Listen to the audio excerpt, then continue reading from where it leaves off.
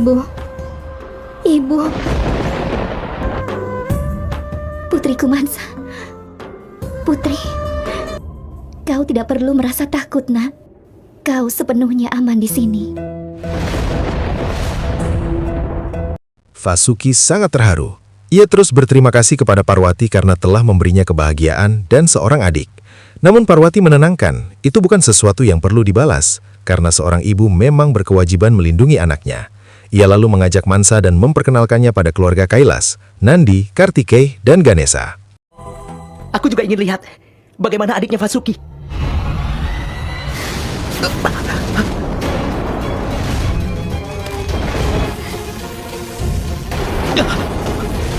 Apa yang kau lakukan, Mansa? Berhenti! Dewi, maafkan aku. Mahadewa, maafkan aku.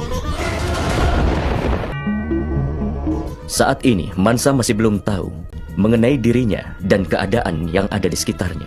Kau tidak perlu meminta maaf. Mansa, aku tahu. Kau tidak berniat untuk melukai siapapun. Ini adalah Kailas. Ini adalah keluargamu. Di sini kau tidak memiliki musuh. Kartikeya yang sempat menyerang langsung meminta maaf. Ia menjelaskan itu hanya naluri seorang pejuang. Ia pun menyambut Mansa sebagai bagian dari keluarga. Dia Narayan, pelindung alam semesta, kakakku, dan juga pamanmu. Dia Mahadewa. Dialah yang menciptakan dirimu.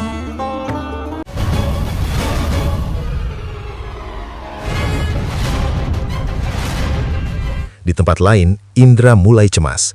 Ia menyadari sesuatu yang tidak disadari Parwati. Mansa memang membawa kebahagiaan, tetapi racunnya jauh lebih kuat dari seluruh racun di alam ular. Ini bisa membahayakan alam semesta. Indra memutuskan untuk bertindak. Ia ingin melindungi alam semesta, bahkan jika harus melindungi Mahadewa dan Parwati dari anaknya sendiri. Agni bertanya siapa yang akan membantu, dan saat itu Resi Usana muncul. Aku akan membantumu, Dewa Indra. Di Kailas, Parwati heran mengapa Mansa takut pada Mahadewa. Mahadewa menjelaskan bahwa itu karena racun di tenggorokannya. Mansa belum mengerti kekuatannya, jadi ia memilih menjauh agar Mansa tidak gelisah. Parwati menerima dan memutuskan untuk membimbing Mansa. Namun Mahadewa mengingatkan, setiap anak harus memilih jalannya sendiri. Orang tua tidak bisa ikut campur karena akibatnya bisa mempengaruhi alam semesta. Aku tahu, ini pertama kalinya kau mendapatkan cinta seorang putri. Tapi Gauri, kau harus ingat, Mansa dilahirkan hanya agar Vasuki mendapatkan adik. Bukan hanya aku, tetapi kau juga harus menjauh darinya. Baik dewa atau manusia, semuanya memang harus belajar menjadi orang tua Gauri. Dengan 5 kekuatan suci, kau membuat Mansa dewasa. Tetapi ini, perjalanannya, di mana dia memang harus maju sendirian. Dan kita harus mundur. 2 raksasaku yang memiliki kekuatan besar dan anugerah sudah sampai ke Kailas. Utpan dan Vida.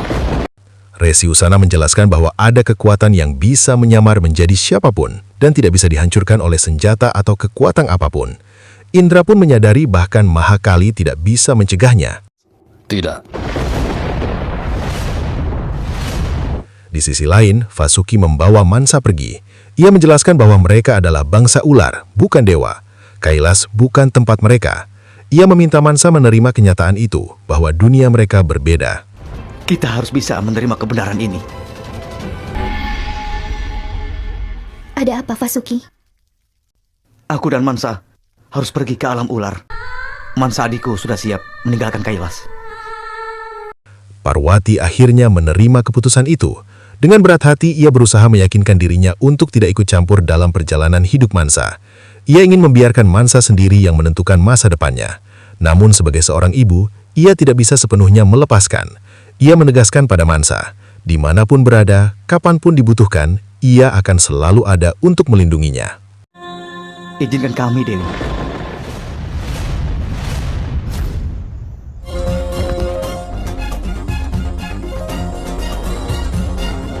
Kartikeya melihat Ganesha gelisah. Ia mengajak bermain untuk mengalihkan pikiran. Ganesha sempat menolak, namun akhirnya ikut demi hadiah modak. Tanpa mereka sadari, 2 anak buah Resi Usana sedang mengintai. Kita serang mereka baru kita lanjutkan untuk mencari Mansa. Bersabarlah, Mansa pasti akan datang. Dan biarkan saja mereka berdua sibuk bermain, kawan. Aku tahu kenapa kau tidak suka dengan Mansa. Selama ini kan kau yang paling bungsu di keluarga Kailas. Semua cinta dan perhatian tertuju padamu. Tapi sekarang keadaannya sedikit berbeda, ya kan? Ganesha mulai merasakan sesuatu yang tidak beres. Ia mengatakan bahwa dirinya diciptakan dari kekuatan perasaan, dan hari ini ia merasakan pertanda buruk. Menurutnya, Mansa akan menjadi penyebabnya. Mansa! Mansa! Di saat yang sama, anak buah Usana menghadang Mansa dan Vasuki. Ia meminta Mansa diserahkan jika ingin tetap hidup. Keributan itu langsung terdengar oleh Ganesha dan Kartikeya. Keduanya datang, namun diancam untuk pergi jika tidak ingin mati.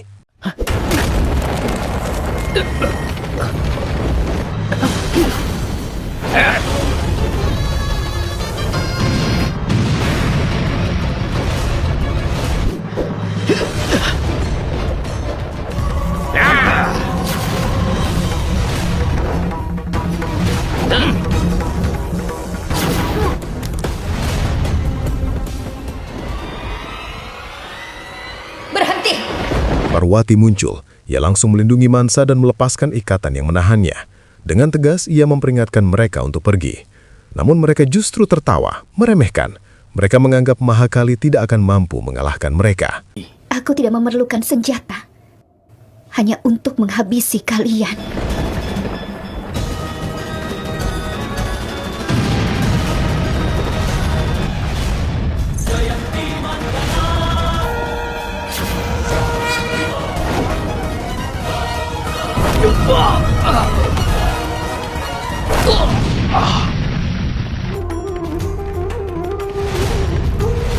Mahadewa datang.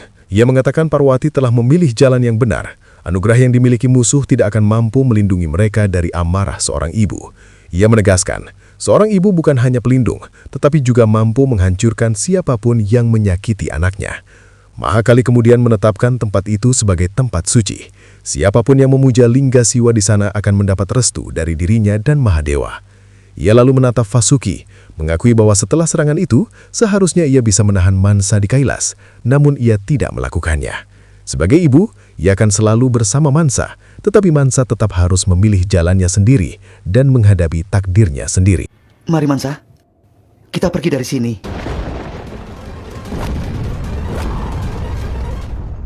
Mansa akhirnya berbicara. Ia memilih tetap tinggal di Kailas. Ia tidak ingin pergi ke alam ular. Ia ingin tetap bersama ibunya. Di tempat lain, Indra merasa kesal. Ia memutuskan untuk bertindak sendiri. Baginya racun hanya bisa dikalahkan dengan racun.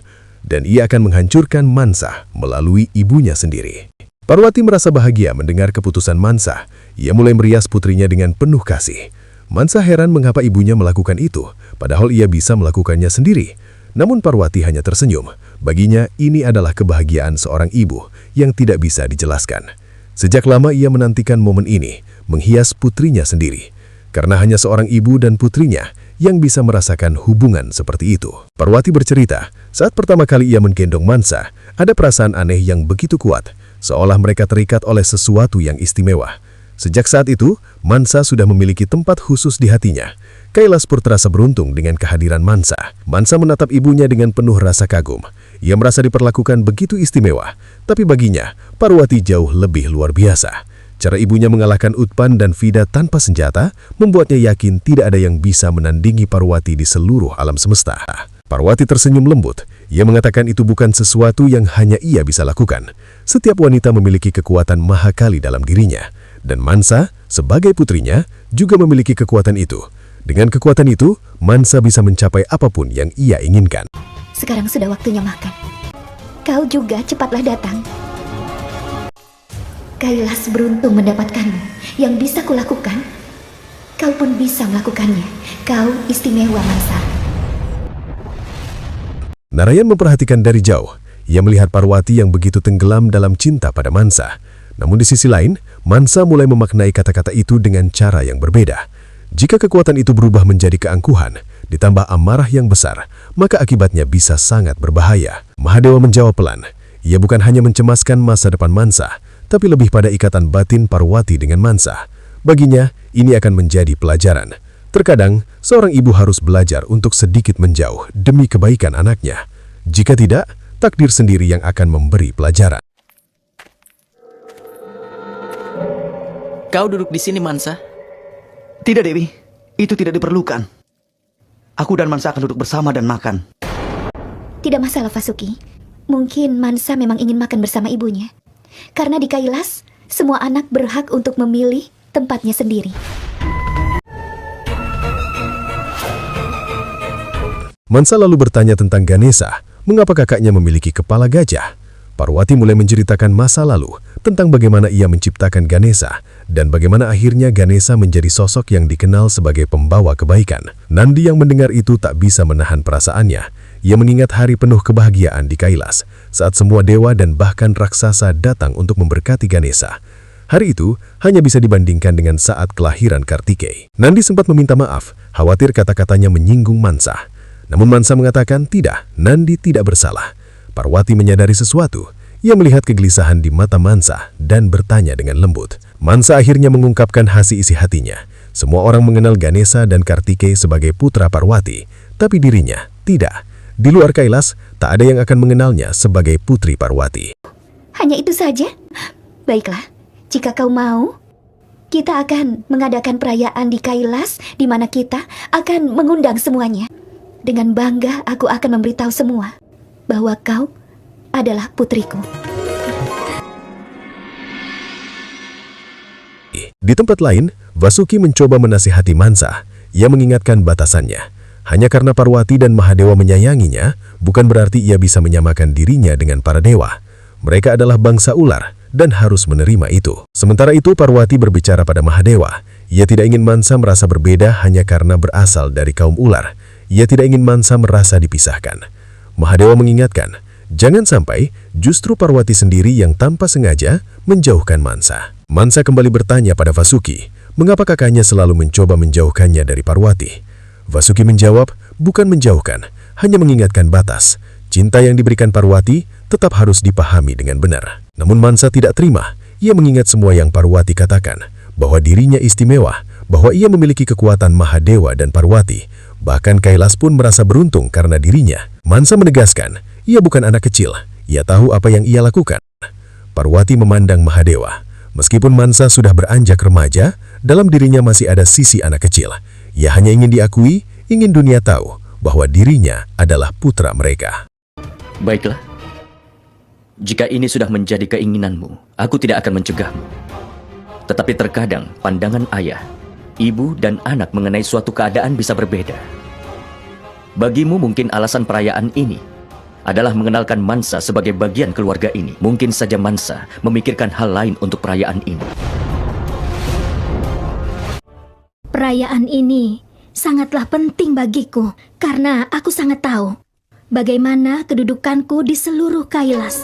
Jadi aku ingin seluruh dewa dan seluruh raksasa juga mengetahuinya.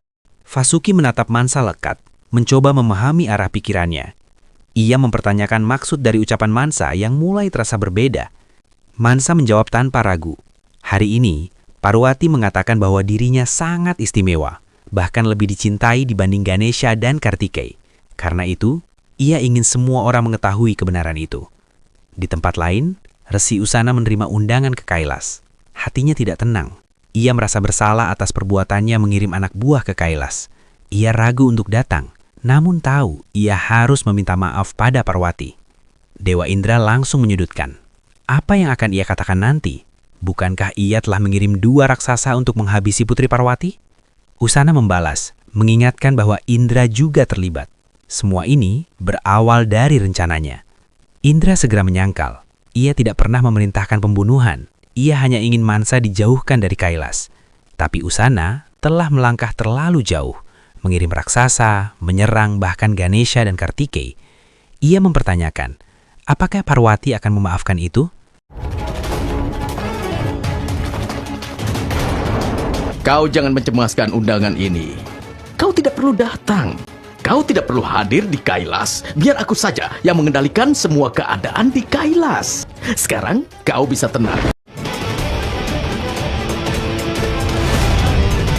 Dewa Agni mulai merasa ada sesuatu yang tidak beres.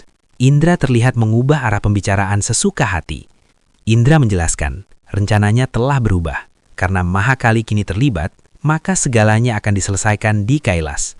Bahkan, Mahakali sendiri yang akan mengakhiri Mansa. Ia menegaskan, mereka akan hadir dalam perayaan. Dan dari sanalah, semuanya akan dimulai.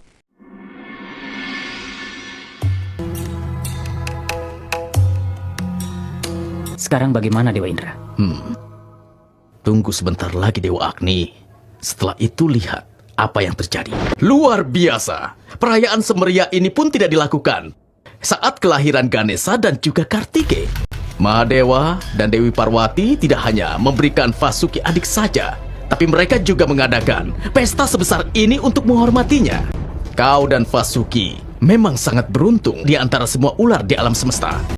Narayan memperingatkan Mahadewa, keadaan akan segera keluar dari kendali. Mahadewa menjawab, ia mengetahui itu. Namun, ia ingin melihat bagaimana semua ini berakhir.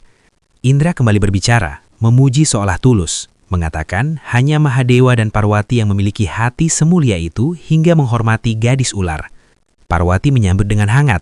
Ia menjelaskan bahwa hari ini mereka akan memperkenalkan Mansa sebagai putri mereka. Di Kailas, tidak ada perbedaan. Dewa dan raksasa akan merayakan bersama. Ia mengajak semua memulai perayaan dengan makanan. Indra menyela, mengingatkan bahwa setiap perayaan harus dimulai dengan pemujaan kepada Ganesha. Benar sekali. Kita akan memulai perayaan ini dengan memuja Ganesha.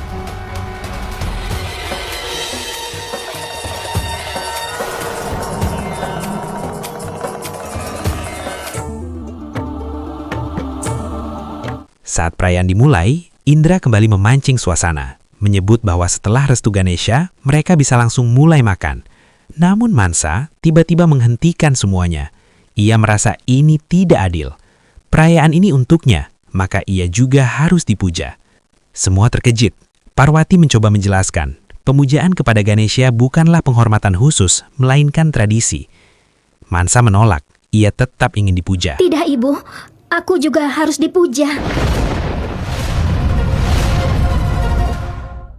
Indra kembali masuk, mendukungnya. Ia mengatakan tidak ada salahnya memenuhi keinginan seorang anak demi kebahagiaannya. Baiklah, aku akan bawakan persembahan lain untuk pemujaan. Kau sangat beruntung, Mansa. Kau akan dipuja. Aku hanya ingin lihat apa yang akan kau lakukan. Parwati akhirnya mengalah. Ia mengajak Mansa duduk untuk pemujaan. Namun Mansa berhenti. Ia menolak tempat itu karena sudah menentukan tempatnya sendiri. Kartikeya bertanya, di mana ia ingin duduk? Ganesha mulai merasa tidak enak. Ia seolah tahu apa yang akan terjadi, namun berharap ia salah. Perlahan, Mansa melangkah maju. Arah langkahnya jelas, menuju tempat Mahadewa. Semua tercengang, hanya Indra yang diam penuh rencana.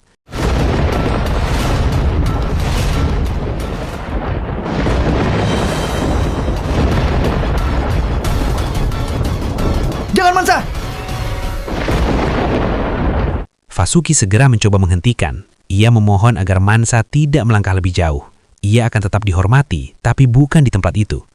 Namun Mansa tidak berhenti. Dengan penuh keyakinan ia berkata, ia akan dipuja dimanapun ia mau. Dan ia mengingatkan kembali semua yang pernah Parwati katakan padanya.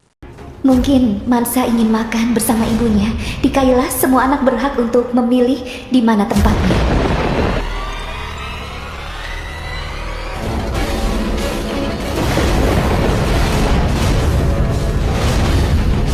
Ibu, inilah tempat di mana semua akan memujaku.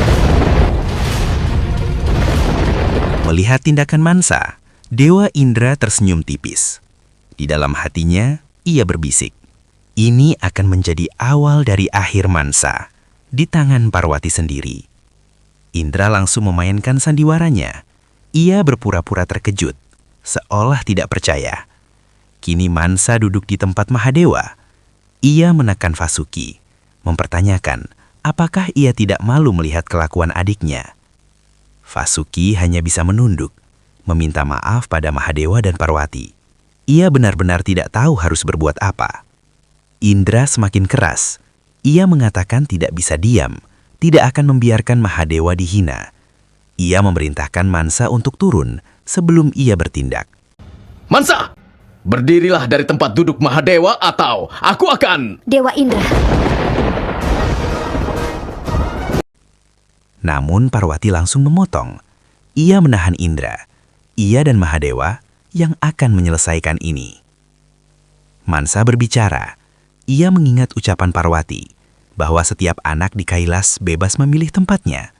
Lalu kenapa ia tidak boleh duduk di sana? Kenapa semua menolak? Mansa, aku tidak keberatan. Tapi tolong mengertilah makna dari tempat ini. Aku mengerti, Ibu. Tapi Ibu bilang, semua anak yang ada di Kailas, mereka berhak memilih tempatnya sendiri. Lalu, kenapa aku tidak bisa dipuja di tempat duduk ini? Parwati menjawab, karena itu adalah tempat Mahadewa. Tempat itu memiliki makna. Mansa terus bertanya, kenapa hanya Mahadewa yang boleh duduk di sana? Parwati menjelaskan, tempat itu adalah pusat kekuatan dan keyakinan. Siapapun yang duduk di sana akan dipandang sebagai sumber kekuatan oleh para pemuja. Namun Mansa tidak menerima. Ia mengingatkan, Parwati sendiri yang mengatakan bahwa dirinya istimewa, bahwa perayaan ini dibuat untuknya, untuk memperkenalkannya sebagai putri kesayangan. Jika semua itu benar, lalu kenapa ia tidak boleh duduk di tempat itu? Ayah dan Ibu telah memberikan segalanya pada anaknya. Apakah Ibu dan Mahadewa tidak bisa memberikan aku tempat duduk ini? Parwati menjawab, bagi mereka, Mansa memang istimewa. Tetapi di alam semesta, kedudukan tidak diberikan, melainkan dibuktikan lewat perbuatan. Ia meminta Mansa mengerti, tempat itu akan selalu menjadi milik Mahadewa. Baiklah, jika Mahadewa merasa tidak nyaman dengan aku duduk di sini, maka beritahu padaku, dan aku akan berdiri. Indra kembali masuk. Ia berpura-pura membela Mahadewa. Ia mengatakan tidak bisa diam lagi, menuduh Mansa telah menantang Mahadewa. Mansa membalas, jika Mahadewa begitu mulia, mengapa Indra yang berbicara? Biarkan Mahadewa sendiri menjawab. Mahadewa akhirnya berbicara. Ia tidak keberatan Mansa duduk di tempatnya sebagai ayah. Namun ia mengajukan pertanyaan, apakah Mansa duduk di sana karena merasa benar-benar mulia atau karena ia ingin diakui oleh alam semesta? Mansa tidak menjawab. Ia justru mengalihkan, mengatakan Mahadewa tidak keberatan, maka pemujaan harus segera dimulai. Tapi aku keberatan. Jika Mahadewa tidak keberatan kau duduk di sini, bukan berarti kalau kau boleh duduk di sini. Aku tidak keberatan kau duduk di sini, tapi aku merasa keberatan. Kau ingin dianggap istimewa karena kau duduk di tempat Mahadewa. Mansa kembali berbicara pada Parwati. Ia mengingat ajaran ibunya, bahwa setiap orang harus membangun kedudukannya sendiri. Lalu ia mempertanyakan, apakah semua yang berada di Kailas memang pantas? Bahkan Nandi, apakah ia pantas berada di sana? Awas Mansa! Nandi tersulit. Ia memperingatkan Mansa. Ia boleh berkata apa saja padanya, tapi tidak pada Mahadewa. Lalu apa yang akan kau perbuat?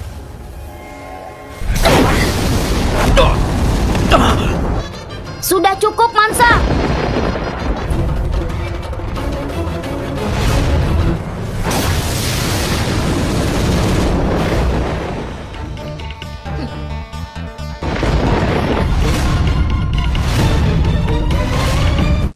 Parwati akhirnya berubah.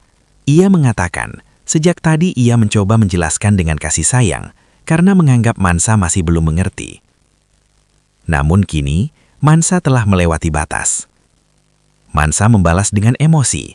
Ia merasa akhirnya Parwati menunjukkan sikap sebenarnya, lebih memihak Ganesha dan Kartikeyi. Ia mengatakan, Parwati tidak pernah benar-benar menganggapnya sebagai putri, hanya gadis ular biasa. Parwati mencoba menjelaskan, namun Mansa memotong. Mansa berkata, Semua sudah jelas dari tindakan Parwati. Ia tidak punya kedudukan di Kailas. Ia bahkan membandingkan dirinya lahir dari racun Mahadewa, sementara Ganesha lahir dari kotoran, namun tetap dihormati. Kartikeyi menjadi panglima perang. Parwati menahan perasaan, lalu menegaskan sekali lagi, kedudukan bukan dari asal-usul, tapi dari perbuatan. Ganesha dan Kartikeyi mendapatkan kedudukan mereka karena apa yang telah mereka lakukan. Baiklah, Ibu. Aku akan membuat kedudukanku dengan perbuatanku.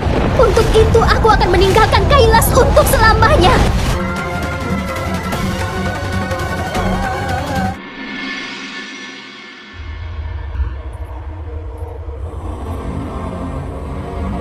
Sebelum pergi, Mansa menatap ibunya dalam-dalam. Ia tahu cinta itu nyata. Ia tahu Parwati menyayanginya sepenuh hati. Dengan suara bergetar namun tetap tegas, Mansa berkata bahwa jika ibunya ingin mencegahnya, ia akan berhenti. Parwati hampir saja mengulurkan tangan untuk menahan putrinya. Namun sebelum itu terjadi, Mahadewa dengan tenang menahan tangan Parwati. Mahadewa memahami perasaan Parwati. Ia tahu ini menyakitkan.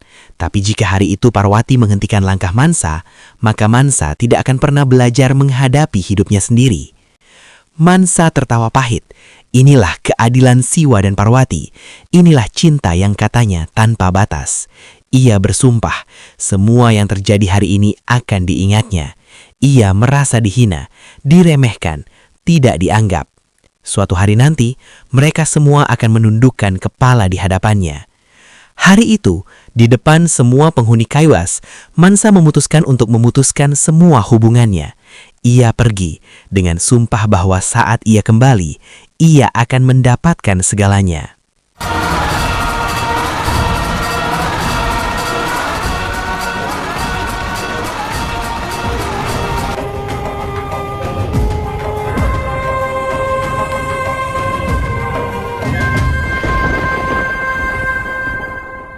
Kepergian itu meninggalkan luka yang dalam.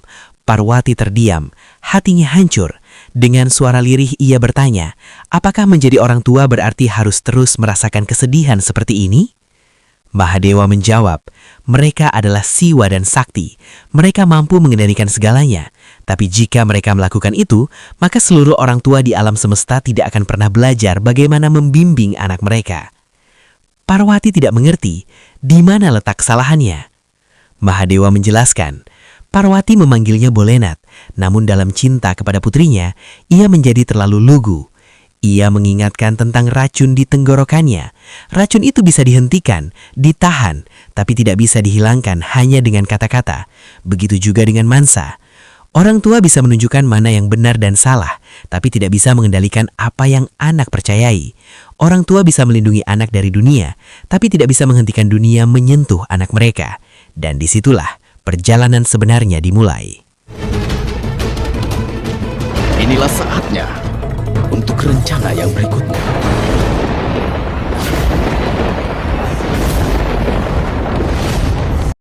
Di saat Mansa berada dalam keadaan rapuh dan terancam, Dewa Indra muncul dengan tawaran yang terdengar seperti pertolongan, namun penuh maksud tersembunyi. Ia menawarkan bantuan untuk mendapatkan kedudukan yang diinginkan Mansa. Mansa langsung menyadari sesuatu. Ia menatap Indra dan mempertanyakan, apakah ini semua bagian dari rencananya? Indra segera menyangkal. Ia mengaku datang hanya untuk membantu. Ia tahu setelah kejadian di Kailas, Mansa tidak akan mudah percaya. Tapi ia mengingatkan, Mansa adalah putri Mahadewa dan Dewi Parwati. Itu berarti ia juga memiliki tanggung jawab terhadapnya. Dengan perlahan, Indra mulai menanamkan kata-kata beracun.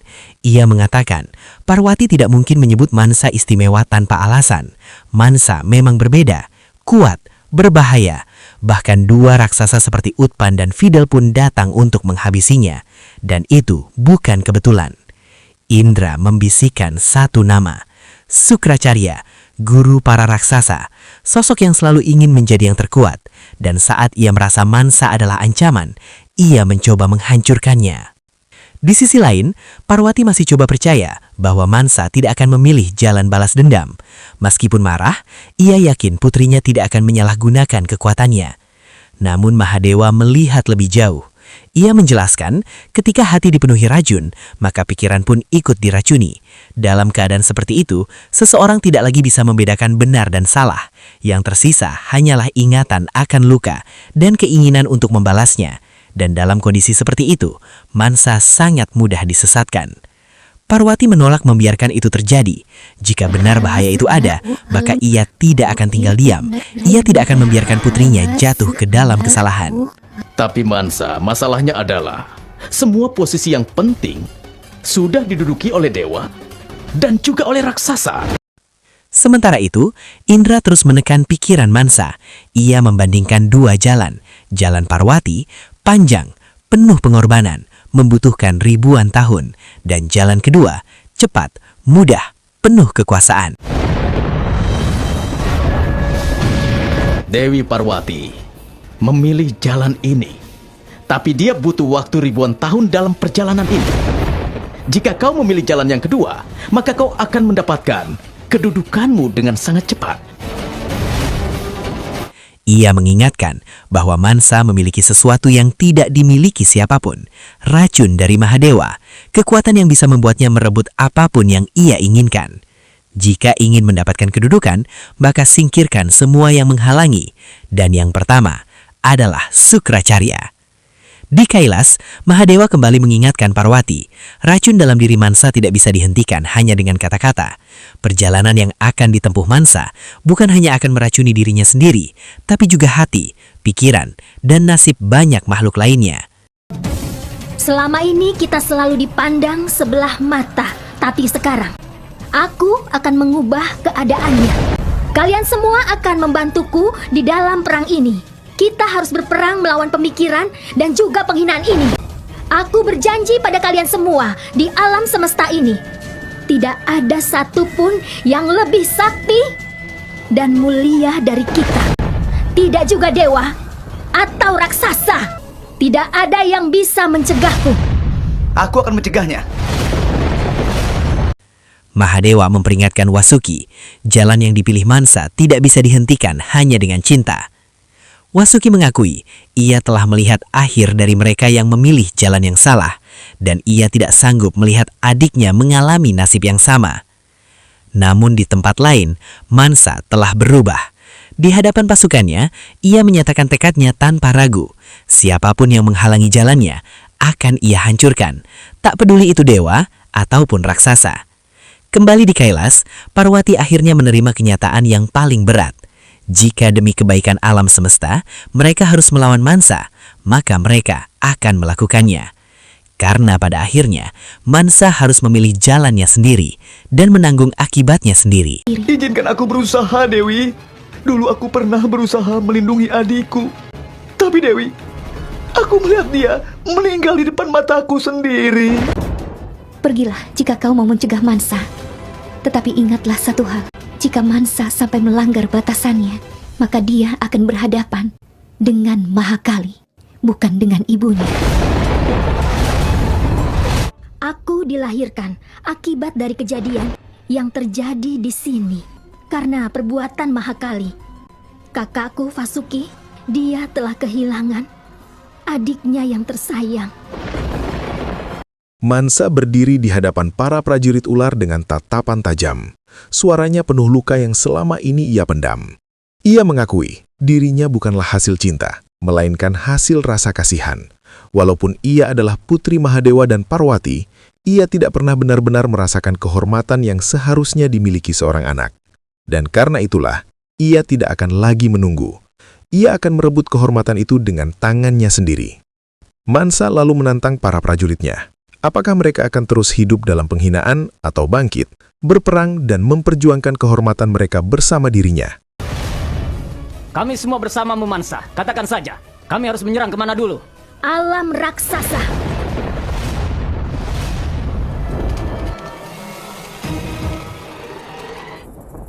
Semuanya serang dari segala sisi.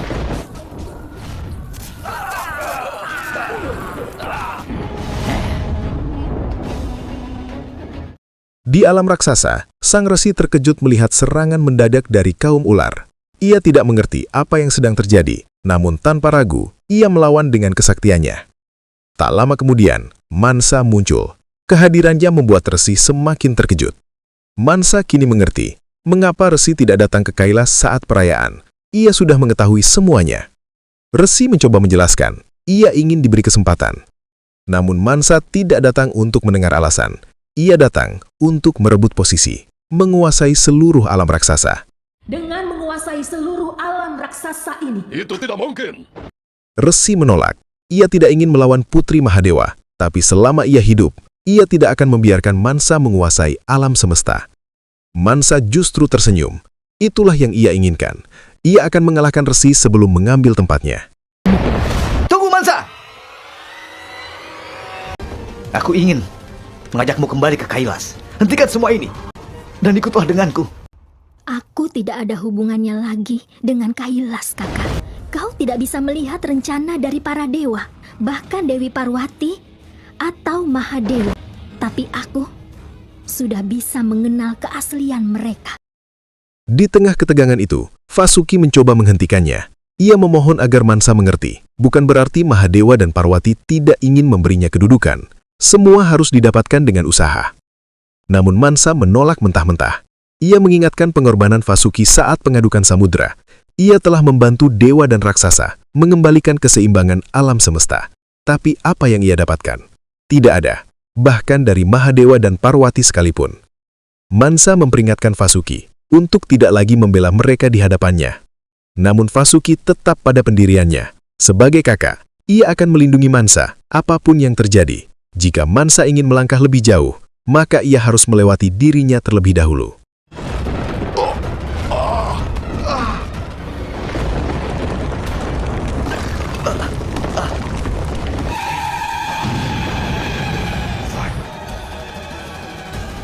Luar biasa. Belum lama ini, Dewi menjadi Mahakali untuk melindungiku. Dan sekarang, Mahakali datang lagi di hadapanku. Tapi sekarang, membela raksasa dan untuk melawan diriku. Tiba-tiba, Mahakali muncul. Suaranya mengguncang. Ia tidak berbicara tentang memihak siapa, tetapi tentang jalan yang dipilih. Dan kini, jalan itu harus diuji dengan pertarungan. Mansa tidak mundur. Ia menegaskan, yang berdiri di hadapan Mahakali bukan lagi seorang putri, tapi Mansa, yang telah bersumpah akan menciptakan kedudukannya sendiri, bahkan jika harus mengorbankan Kailas. Siapapun yang menghalangi jalannya, akan ia lawan. Resi mulai cemas. Jika Mahakali dan Mansa benar-benar bertarung, maka bukan hanya satu dunia yang hancur, seluruh alam semesta bisa lenyap. Dan kini, hanya satu yang bisa menghentikan semuanya, Mahadewa. Lihat penghuni alam raksasa, guru raksasa Sukracarya telah meninggalkan kalian. Sudah jelas, akulah penguasa alam raksasa ini. Kalau ada yang merasa keberatan, maka majulah, maju dan berperang melawanku. Mahakali berdiri menghadang Mansa. Suaranya menggema, memerintahkan dengan tegas agar Mansa berhenti. Ia menegaskan, kedudukan tidak bisa dibangun dengan menyerang dan menebar ketakutan. Jalan itu salah. Namun Mansa tidak mundur. Ia justru semakin yakin dengan pilihannya. Jika ia meresmikan kekuasaannya di alam raksasa, maka semua janjinya akan terwujud.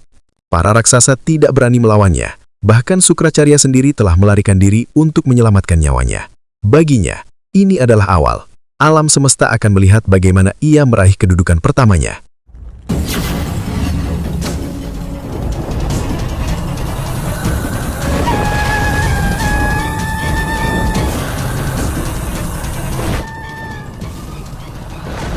Aku sudah membuat kedudukanku. Katakan, apa yang ingin kau katakan? Mahakali memperingatkan sekali lagi, jika Mansa tetap memilih jalan itu, maka ia sendiri yang akan menghentikannya. Mansa menerima tantangan itu. Ia merasa setara. Ia lahir dari racun Mahadewa dan kekuatan Mahakali. Pertarungan ini akan menentukan siapa yang lebih kuat. Tanpa ragu, Mansa menyerang. Namun, serangannya tidak memberi dampak sama sekali. Mahakali berdiri tak tergoyahkan. Ia lalu memperingatkan semua yang ada di sana, bahwa perang yang akan terjadi bukan perang biasa. Ini adalah kehancuran yang bahkan tidak ingin disaksikan oleh alam semesta. Ia memberi kesempatan terakhir. Pergilah sebelum semuanya terlambat. Para raksasa pun berlari ketakutan, dan untuk pertama kalinya, Mansa terkejut.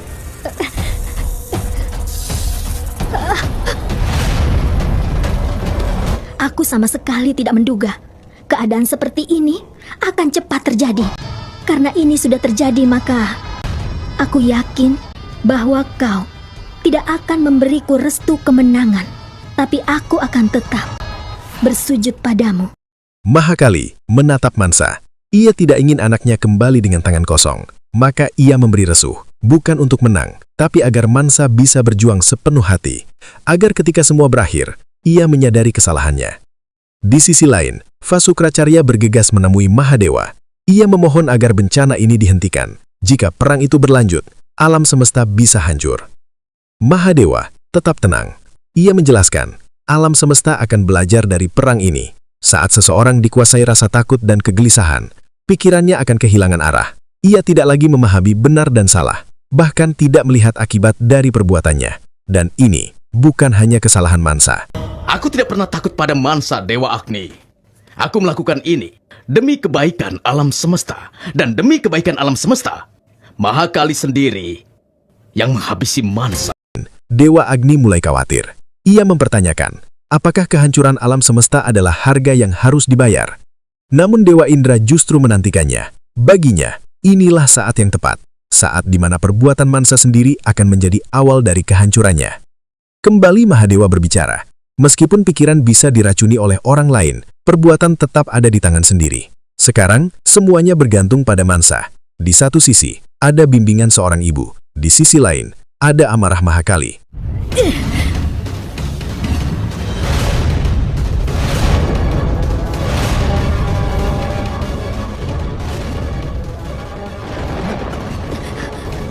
Aku tahu kau datang ke sini untuk mencegahku. Tapi aku sama sekali tidak menduga kau akan menyerangku seperti ini. Aku ucapkan terima kasih. Karena kau telah mengingatkan kesalahanku lagi. Ini juga pelajaran baginya, bahwa orang tua tidak boleh terlalu larut dalam cinta. Jika anak tidak lagi mendengarkan kasih sayang, maka orang tua harus siap untuk melawan anaknya sendiri. Jika hari ini ia tidak menghentikan Mansa, maka itu adalah kesalahan terbesar.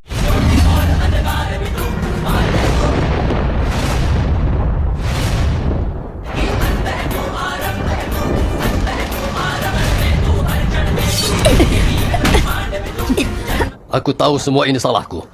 Silahkan hukum aku, tapi hentikan perang ini, Mahadewa. Mahadewa menutup semuanya dengan satu kebenaran. Semua yang terjadi bukan kebetulan. Ini adalah takdir. Ia bertanya pada Sukracarya, apakah ia benar-benar merasa menjadi penyebab semua ini? Tidak. Bahkan tanpa dirinya, takdir akan tetap menemukan jalannya sendiri. Dan perang ini memang sudah ditentukan untuk terjadi.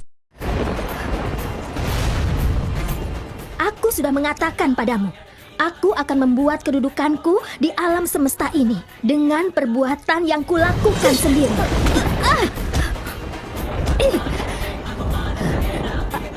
Mahakali kembali memperingatkan Mansa. Ia menatapnya tajam dan berkata, apakah Mansa benar-benar ingin dihormati melalui jalan yang justru membawanya pada kematian? Kedudukan yang dibangun dari rasa takut tidak akan pernah bertahan lama. Kedudukan sejati harus lahir dari cinta dan kehormatan.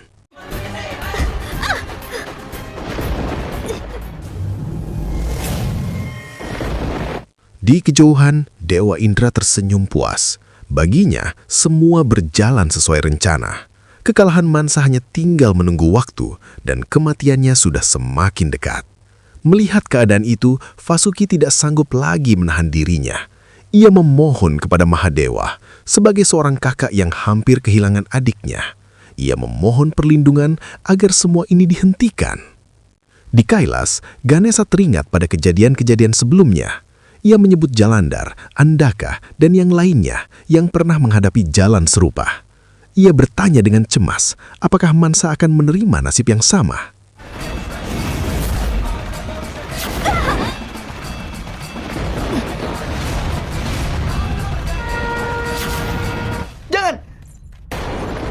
Jangan Dewi. Jangan Dewi, aku mohon padamu, ampuni nyawa adikku. Aku mohon jangan lakukan itu Dewi, tolong.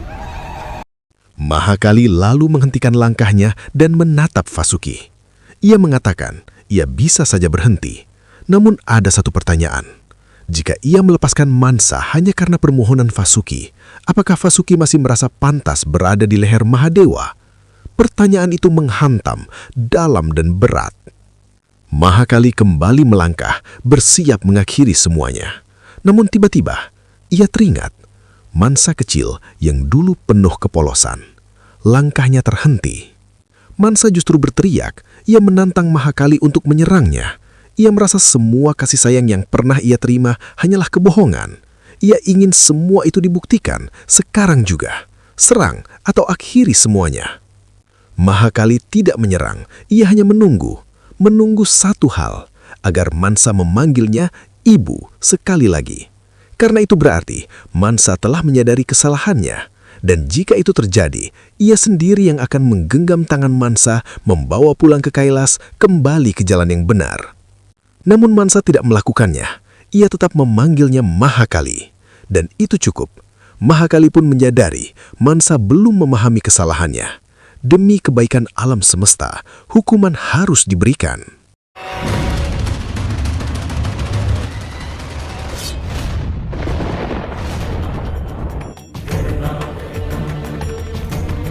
Mahadewa, aku terpaksa melakukannya. Karena menurutku hanya ini jalan satu-satunya. Di saat itu, Mahadewa akhirnya berbicara. Ia mengingatkan Parwati bahwa dulu ia sendiri yang menginginkan Vasuki memiliki adik. Ia juga berjanji akan bertanggung jawab atas Mansa. Sebagai pendampingnya, Mahadewa tidak akan membiarkan Parwati gagal. Ini bukan hanya perjalanan Mansa, ini adalah perjalanan mereka sebagai orang tua. Dan karena itu, Mansa harus diberi satu kesempatan lagi.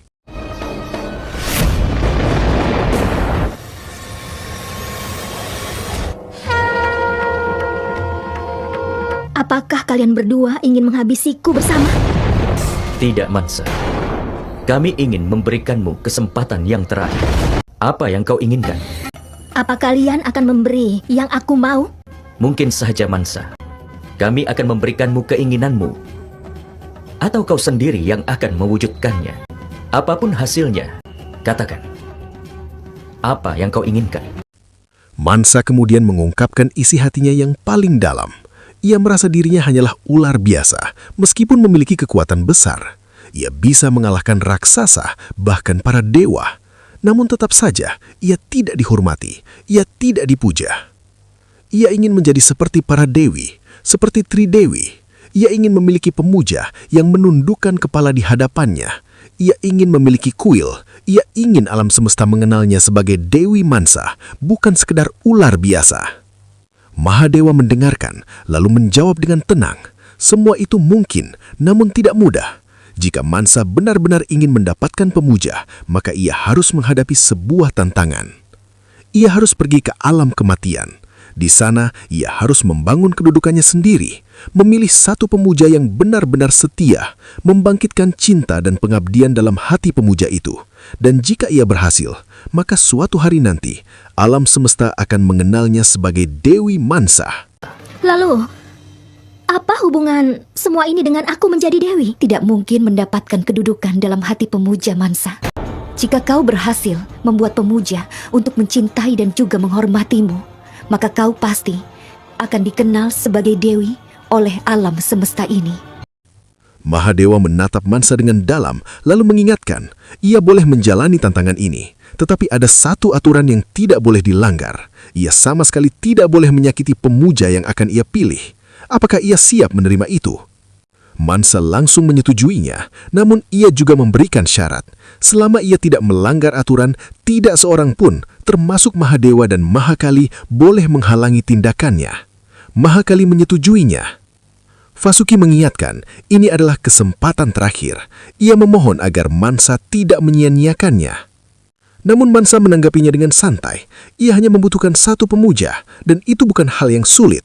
Ia bahkan yakin, setelah berhasil, Mahadewa dan Mahakali sendiri harus memberikan kedudukannya sebagai dewi.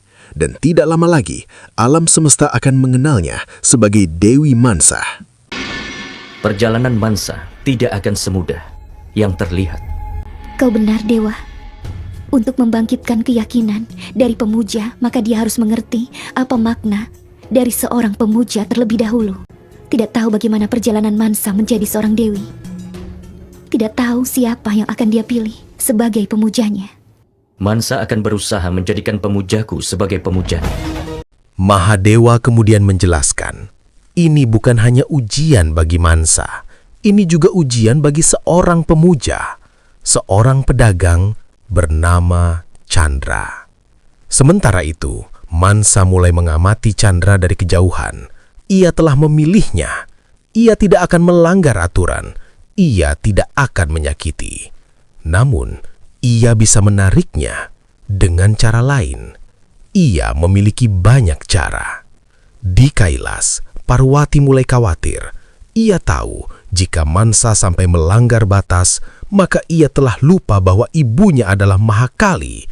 Dan jika sampai seorang anak kecil menjadi korban demi ambisinya, Parwati tidak akan tinggal diam. Mansa terus berpikir, siapa yang lebih tepat menjadi pemuja pertamanya selain pemuja Mahadewa sendiri? Jika Chandra bersedia, maka semuanya akan berjalan mudah. Namun jika tidak, maka ia akan menggunakan seluruh kekuatannya untuk membuatnya tunduk. Aku tidak akan biarkan anak-anak itu sampai merasakan kekuatan Mansa. Gauri, tantangan kita menentukan perbuatan kita. Dan perbuatan kita akan menentukan hasilnya. Mahadewa kembali mengingatkan Parwati, saat ini Mansa baru memilih, mereka tidak boleh ikut campur. Mereka jika turun tangan sekarang, maka merekalah yang akan menanggung akibatnya, bukan Mansa.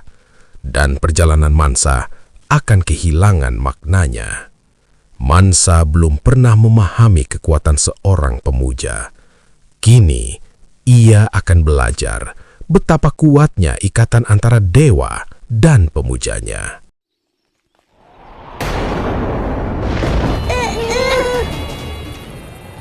Jangan cemas, nak. Mahadewa mencintai ular. Mereka tidak akan melukai kita.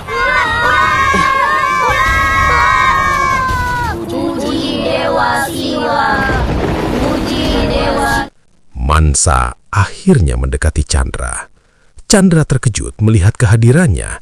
Ia bertanya, apakah Mansa yang mengirim semua ular itu? Mansa memperkenalkan dirinya. Ia meyakinkan bahwa ia tidak datang untuk melukai. Ia hanya tertarik pada pemujaan Chandra. Ia meminta agar Chandra menunjukkan ketulusan itu padanya dan menjadi pemujanya. Namun, Chandra menolak. Ia adalah pemuja Mahadewa, dan Mahadewa adalah segalanya baginya. Mansa tidak menyerah. Ia memperingatkan bahwa Chandra belum memahami siapa dirinya. Ia memberi kesempatan untuk berpikir ulang, karena jika mereka bertemu lagi, Chandra mungkin akan melihat sisi lain dari dirinya. Namun, Chandra tetap pada pendiriannya. Ia akan tetap menjadi pemuja Mahadewa selamanya. Bahkan putranya pun mengikuti jalan yang sama.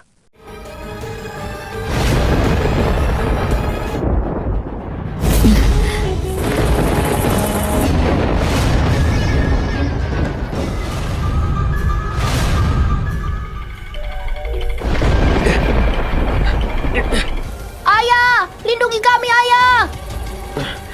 Mansa kembali. Kali ini tanpa kelembutan. Ia memberi pilihan yang kejam. Terima dirinya sebagai dewi atau kehilangan semua putra yang dimiliki Chandra. Melihat itu, Parwati semakin gelisah. Mansa memang tidak menyakiti secara langsung, tetapi ia memaksa dengan ancaman. Apakah ini benar? Mengapa Mahadewa membiarkannya? Mahadewa menjawab dengan tenang. Perjalanan seorang pemuja terikat dengan perjalanan dewanya. Ini bukan hanya ujian bagi Mansa, tetapi juga ujian bagi keyakinan seorang pemuja. Dan disitulah kebenaran akan terungkap. Ayah, lindungi kami! Ayah, lindungi kami, Ayah!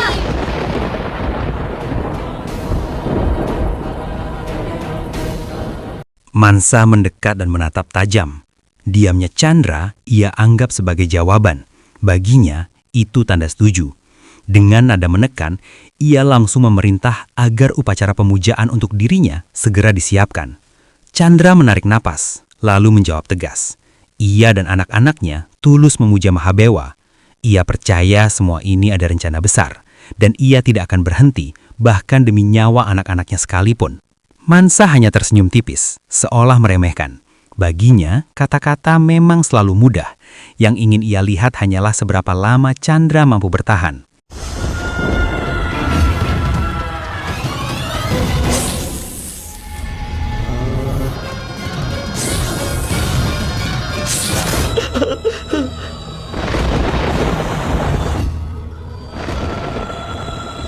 Dengan nada yang semakin tajam, Mansa kembali menekan. Ia mengingatkan kebanggaan Chandra pada keyakinannya, lalu menghantamnya dengan kenyataan. 6 anak telah tiada, dan sebagai ayah, Chandra dianggap gagal melindungi mereka.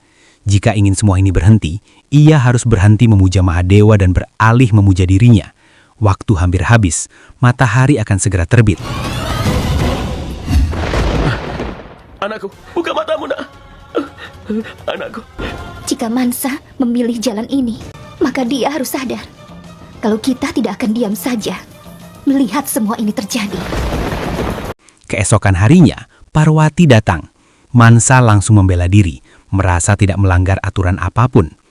Namun Parwati menjawab dengan tegas, setiap perbuatan pasti ada akibatnya. Membunuh yang tidak bersalah bukan jalan menuju kehormatan. Ia mengingatkan satu hal penting, saat seorang pemuja berada dalam duka, dewanya tidak akan pernah meninggalkannya.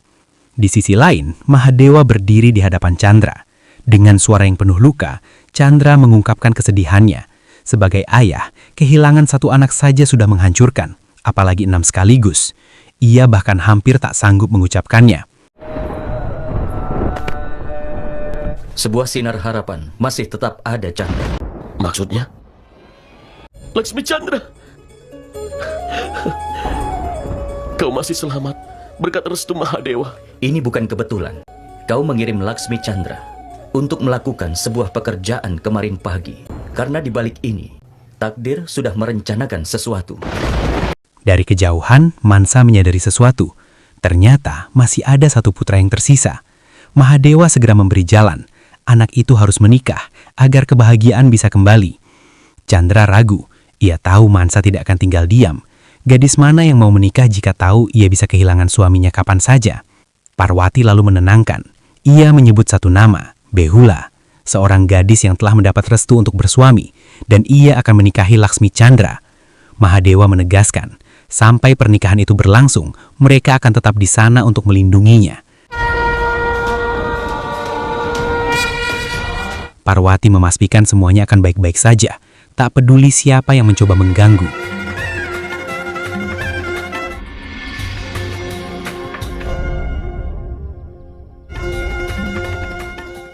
Parwati kembali menghadapi Mansa. Ia menegaskan bahwa mereka tidak melanggar aturan. Mereka hanya menghentikan kekejaman terhadap yang tidak bersalah. Semua ini adalah pilihan Mansa sendiri. Mansa dengan dingin membalas, meskipun pernikahan terjadi, pasangan itu tidak akan pernah menikmati malam pertama mereka. Parwati tetap tenang. Ia menegaskan bahwa Mansa masih berada di jalan yang salah, bukan karena mereka tidak bisa menghentikannya, tapi karena mereka masih memberinya pilihan. Hanya ada 2 jalan, jalan cinta dan bimbingan orang tua, atau jalan kekerasan yang akan memaksa Chandra tunduk dalam ketakutan. Kelihatannya, kau dan Mahadewa berpikir tidak ada yang lebih mulia dari kalian di alam semesta ini. Aku tahu, semua ini adalah rencana agar aku tidak berhasil di dalam mewujudkan tujuanku ini. Tapi aku pasti akan berhasil membuat kedudukanku. Setelah pernikahan dilaksanakan, pedagang Chandra berkata bahwa berkat Mahadewa dan Dewi Parwati, putranya Laksmi Chandra berhasil dilindungi dan ia sangat berterima kasih. Sementara Mansa dengan dingin menyatakan kini ia akan menjadi Dewi dan semua akan melihatnya. Di tempat lain, Dewa Agni berkata, keadaan sudah melewati batas karena Behula mendapat restu Dewa Brahma dan jika Mansa membunuh Laksmi Chandra, maka takdir dilanggar. Dewa Indra menjawab bahwa pelanggar takdir akan dihukum oleh Mahakali dan malam ini Behula akan menjadi wanita yang kehilangan suaminya.